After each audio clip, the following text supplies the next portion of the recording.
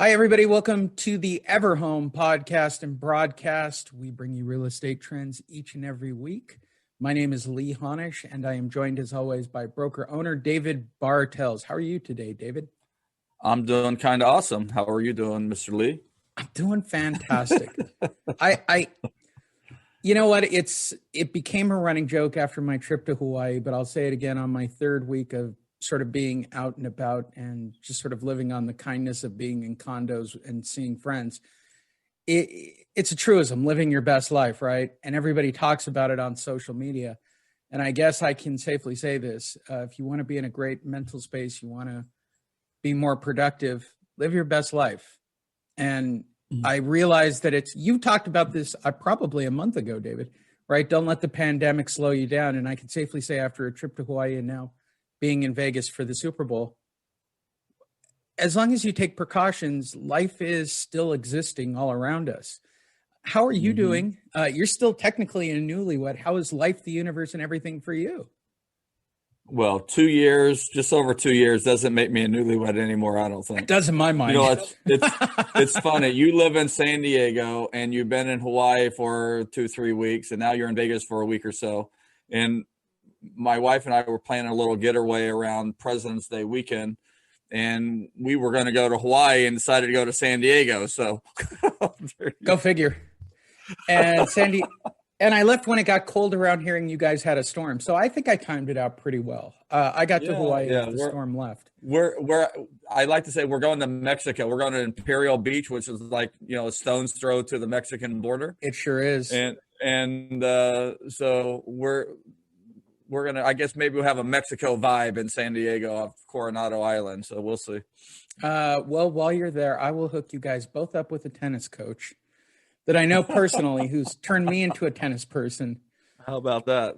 Yeah, he'll probably enjoy that, actually. And he's from Boston, by the way, so it'll be great. He owes me a couple of favors. He'll love it. You'll love him. I can't even wait. This show is about real estate marketing trends. David and I bring it to you each and every week. It's available on every platform, audio-wise. The videos are available. All you have to do is visit our page on Facebook at Everhome.io. You'll find the videos there of David and I. They're out there. Just Google it. Look for it. Spotify, wherever. Just click the link and subscribe. Follow him at David Bartels and follow me at Lee Honish. All the stuff aside, this is a legal week, David. We're doing a legalese week this week.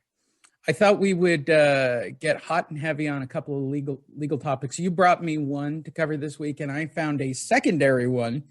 So it's a double-fisted industry week. First, let me say this. Everhome is the sponsor of this show. Visit www.everhome.io, not .com.io, okay? Find out about low-set flat fee. That's a tongue twister. A way to list your home just like a real estate agent online. That's everhome.io. That's Everhome for every home. Not going away. Let's get right into it, David. Part one today of, we usually break these up, by the way. That's why there's 2 videos and there's 2 audio. You should subscribe. All right. You sent me this amazing article about a second lawsuit. Fourth lawsuit. Forgive me. My story's 2 lawsuits. So you're on the 4th lawsuit. This is about commissions, right? This is a commission suit that was posted on Inman with sort of a twist. First of all, are you surprised that they're starting to stack up these lawsuits about commission structures, buyer-seller wise?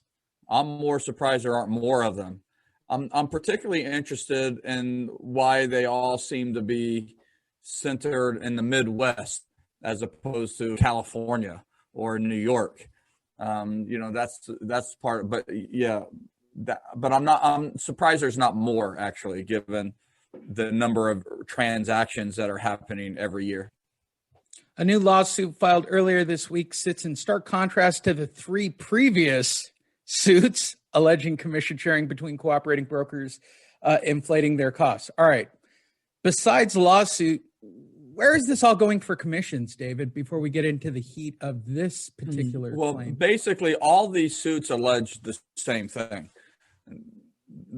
What the allegation is that there is a conspiracy, antitrust, that the National Association of Realtors, the State Association of Realtors, and the local Association of Realtors, which almost every realtor is a part of, are colluding with one another in order to artificially keep commissions high.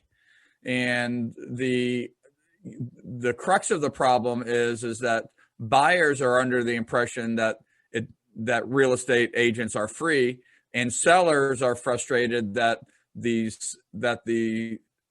having to pay buyer agent commissions, and they're being coerced into paying a higher commission than they think it is worth, given them the technology and the way buyers select homes nowadays. So the value of the real estate agent, at least for the piece of it of finding the home, is no longer as valid as it used to be. But even though a buyer agent's job is easier, buyer agent commissions have not come down. And so what's happening, if you sellers are basically saying that we don't want to pay a buyer agent commission. We want to pay our commission. And if the buyer wants to use an agent, then they should get their own agent. That's what happens in court. When you have opposing counsels. I mean, it is kind of absurd if you think about it, that the seller is paying a buyer, a buyer's agent, to represent the buyer against them. Okay. And so you've got three suits where the sellers are saying, hey, it's collusion. I'm paying more commission than I have to. It's not a free market. And I'm being told that if I don't pay these commissions that I don't agree with, that I'm not going to be able to sell my house, and other real estate agents aren't going to show my property. And now this buyer suit is coming back and saying, hey, it does. I'm not paying a real estate agent, but the cost of the house is artificially high because they're building in this extra commission, and the seller has to pay these commissions. So the price of the house is higher than it should be. So now you've got three lawsuits alleging collusion on the seller side. And then you've got this one lawsuit now that's alleging collusion on the buy side, and it's causing the price of houses to be inflated as a result.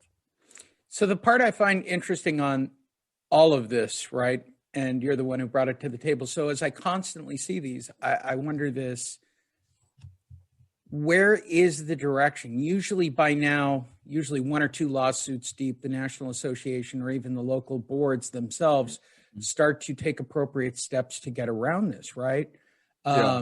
Yet we have seen no new disclosures. This case, as well as, the next case is completely separate. It is another legal case that will have an impact. But by now we have new NAR forms, we have new MLS forms, we have new CAR forms, we have new. Well, that's what's happening. So there's actually a fifth lawsuit, right? So, and it's not technically a lawsuit, but it was the Department of Justice. Right. So the Department of Justice actually accused the National Association of Realtors of some of these same claims, these antitrust claims. And along with that, they proposed a settlement that NAR had agreed to, and those changes are taking place this quarter. And so, in fact, a lot of MLSs have begun to make some of those changes. So some of those changes, not all of them, but some of them are a buyer agent can no longer represent their services being free. The MLSs can no longer allow a real estate agent to search for homes filtered by commission. In other words, they can't say, I'm only going to show houses that pay a certain commission versus a lower commission. The other thing is that buyer agent commissions now are going to be disclosed to the buyer, so they can see how much they're actually paying the seller for that. And the result is that you're going to start seeing compression. You haven't asked me, but I think that the end result of this is going to be buyer agents are paying their own agents. That's how it works in Israel. That's how it works in the United Kingdom. That's how it works in Australia. The United States and Canada are the only industrialized nations that that don't do it that way, where the seller is still paying for the buyer agent commission. We've seen the listing side commission compression, a great deal. I mean, it's not unusual to see 1.5% or 2% for the list side of the transaction now. But it is unusual to see less than 2.5% on the buy side. And the way real estate commissions work, over in Europe and the Middle East and Australia, it's 1.5% and 1.5%. So 1.5% to the seller, 1.5% to the buyer, and it gets worked out. And and they don't have some of these issues, that we're seeing right now. It's going to change, whether or not the industry likes it or not. It's going to change. NAR was asked for a quote. The vice president of communications said, NAR strongly disagrees. I almost feel like I should insert a joke there, but shocker. With the misrepresentation of our rules and mischaracterization of the MLS, we vigorously contest the lawsuit and we expect to fail. The reason I bring that up, David, and you did talk about the change, is they're talking about two things really specifically. One is the quality of service, right? Why should a new real estate agent with the lack of experience to show someone how to do it? And the second being steering, right? And when you're talking collusions and conspiracies and the way that agents are trained in general, let's start with quality of service. Should a new real estate agent be paid the same as someone of your caliber? Well, thank you for that. That's a fact, Jack. I'm going to start charging 5%. No, so the reality is, and I think that NAR's interpretation of that and what you're saying really go hand in hand. What NAR is saying and what listing agreements say is that commissions are negotiable. Okay. And that is true. Commissions are negotiable. But what home sellers are figuring out is that why commissions are negotiable, real estate agents just aren't all that flexible. Right. Sure. And, I've done this myself. when they want to offer a lower commission, I've said things like, well, you can, but you could very well impact the result that you're having. There are some agents, not all, but some agents will steer them around your property if you don't offer 2.5%.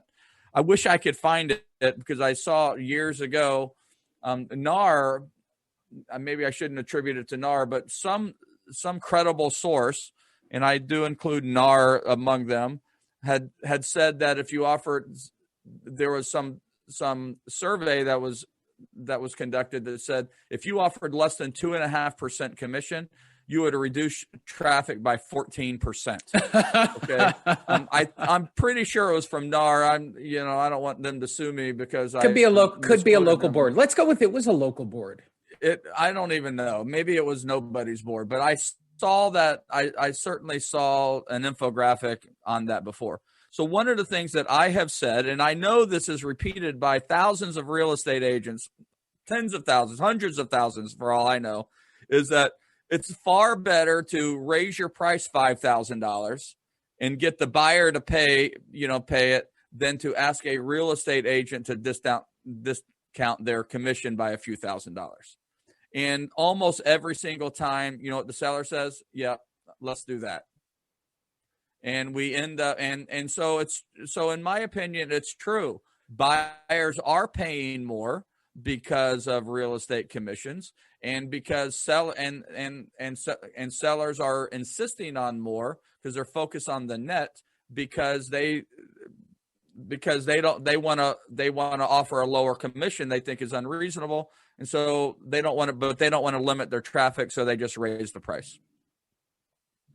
It happens every day. We have these conversations every day with sellers. Oh yeah, I would agree. That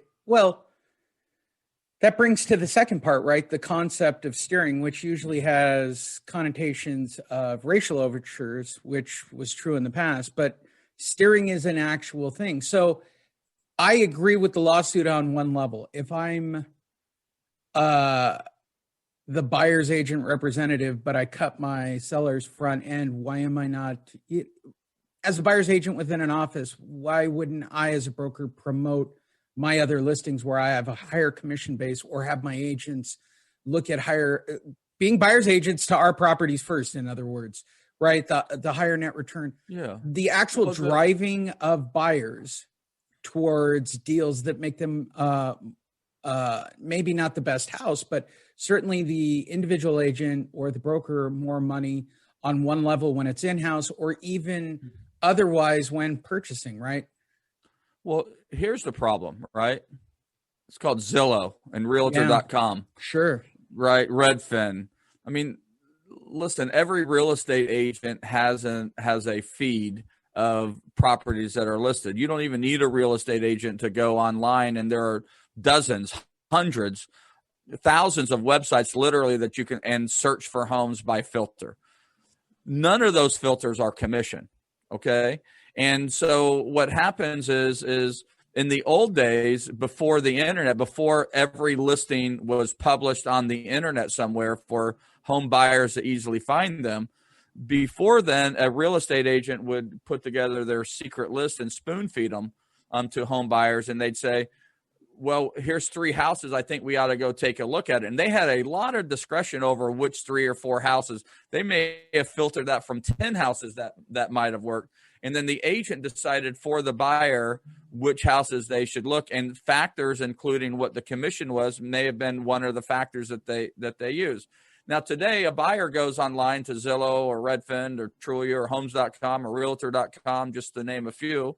And what they do is that they call their agent or text them or email them, say, hey, I want to go see these listings.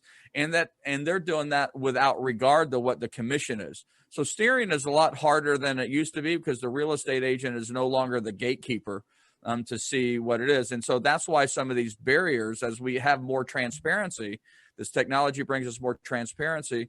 It basically removes the barriers that these lawsuits are alleging. However, don't misunderstand that a real estate agent still has a lot of influence. So a real estate agent, if someone is torn between 2 properties, because a lot of sellers make this mistake. They said, well, if a buyer wants to see my house, they're going to see the house. I said, that's true. An agent will show your house if their buyer insists on doing that, even if you're offering $1. Okay. But then they have to have the conversation. You won't agree to the offer because it's no commission. And now he's got to have the unpleasant. Well, if you buy this house, you got to pay me a commission. But if you buy this other house, you don't have to pay me a commission. The other thing that they say, and if they're offering that, they're going to be hard to work with, and we may not want to work with them. And the other, they're in flex on their negotiations. And my experience, Mr. Buyer, is if you buy a house from somebody who's offering a low commission, not only do you have to pay extra to me in order to get this done, but they have a tendency to be, very hard in their negotiations, and overall, it's just not a pleasant experience. And given the choice between buying this house here that you like and this house over here that you like, I think you should buy the one that pays, where you don't have to pay me the commission on top of that. And so they have a lot of influence into which house ultimately gets purchased. Where do you think it all goes? Where do you really perceive this all going directly? Within 2 years, I think the next step is going to be buyers. You're going to start seeing sellers. You see it a little bit now, but it's going to come to a steady flow where buyers are going to be offering 0 commission. So right now in the MLS, you have to offer at least $1 in compensation to be in the MLS. So you see there are some dollar commissions out there. And basically, I want to be in the MLS. I want the syndication of the MLS. But the buyer needs to negotiate their own compensation with their buyer's agent. I think that the MLSs are going to be forced to have a 0 in there, and there's going to be a new category of offerings out there where the buyers have to pay it. And you're already seeing buyer agents starting to do buyer agency agreements, saying that their compensation is going to be 2.5% or 2% or 2.25% or whatever it is. And if they buy a house that doesn't offer that much or more, that they agree to pay the difference. That is already starting to happen. And these are baby steps towards what is really going to happen. And that is buyer agents get paid by buyers, listing agents get paid by sellers, and that's it. Hopefully based on their skill level. Yeah. If it is available. Visit them at Everhome. Right. And so maybe they, if a smart buyer's agent would negotiate a seller concession that could be used to, to cover buyer agent commissions if they weren't able to do it, or if their mortgage wouldn't include it, it's just an added closing cost. But the end result is our commissions are rapidly going towards 1.5 and 1.5, and that's where it's going to be. And we're going to catch up with the rest of the world. Which takes us to the wonderful world of a flat fee. Go to everhome.io and find out about flat fee listings. Experience the Everhome way and discover the benefits risk-free. That's everhome.io.